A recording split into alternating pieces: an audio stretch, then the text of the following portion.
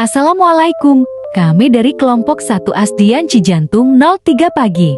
Di sini kami akan menanggapi pemaparan kelompok 2. Dengan anggota Afifah Yusriza, Ajeng Nur Afifah, Anissa Puspitasari, Anissa Laras Putri, Ayu Kurnia Malik, dan Devita Eka Rahmadani. Pertanyaan pembahasan 1. Berdasarkan hasil analisis pembahasan kelompok lain yang telah kami telah terkait penggunaan buku teks dalam pembelajaran yang diambil dari 2, kesimpulan pertanyaan yaitu kami sependapat dengan memilih ilustrasi kedua karena menerapkan authentic assessment untuk mengukur pengetahuan, sikap dan keterampilan peserta didik yang terdapat di buku pegangan. Kemudian hal tersebut juga sudah sesuai dengan tuntutan dalam asesmen kurikulum tahun 2013 dan kurikulum Merdeka yang memuat 3 aspek pengetahuan, sikap dan keterampilan. Selain itu, dalam buku pegangan juga cukup praktis karena sudah jelas terkait rubrik penilaian dan indikator yang akan dinilai oleh guru.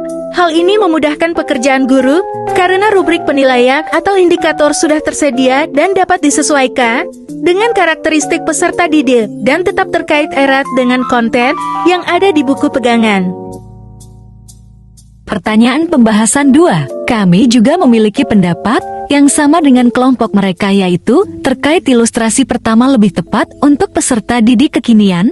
Alasannya, karena hasil belajar yang diinginkan membutuhkan penilaian unjuk kerja yang bersumber dari keilmuan sebagai konten buku teks. Kemudian, hal tersebut diperkuat dengan pendapat Trianto tahun 2011-272 bahwa teknik penilaian ini dapat dimanfaatkan untuk mengukur kemampuan anak membaca. Kegiatan olahraga dan praktikum disimpulkan bahwa hal tersebut sangat cocok dengan peserta didik di era modern ini, yang dimana peserta didik dapat mengekspresikan dirinya dan kurikulum saat ini mendukung kemerdekaan belajar bagi peserta didik. Maka, dengan menggunakan penilaian rata-rata ini, sebagai pendidik kita dapat memberikan ruang bagi peserta didik untuk aktif tanpa adanya keterpaksaan untuk menyelesaikan tugas yang diberikan. Dengan begitu, peserta didik dapat menggunakan caranya sendiri untuk menyelesaikan tugas yang diberikan. Kemudian kita sebagai pendidik memberikan penilaian bukan hanya pada hasilnya semata, tetapi fokus terhadap proses-proses penyelesaian tugasnya.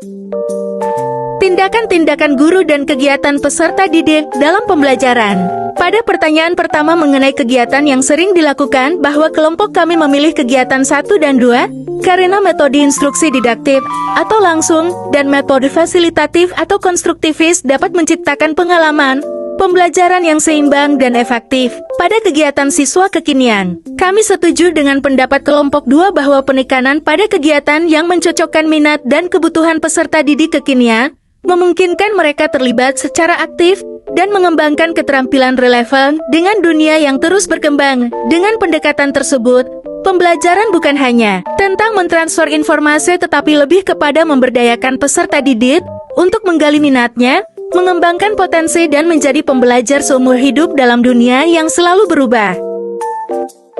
Kegiatan pembelajaran. Kami setuju dengan pendapatnya yang terkait pembelajarannya bahwa yang sering dilakukan dan yang cocok serta sesuai dengan peserta didik adalah kegiatan A karena dapat memberikan pengalaman pembelajaran yang lebih bermakna dan mendalam bagi peserta didik.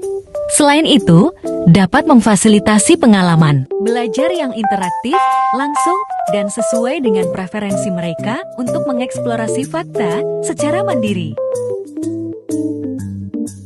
Sekian pemaparan dari kelompok kami, kurang lebihnya mohon maaf. Wassalamualaikum warahmatullahi wabarakatuh.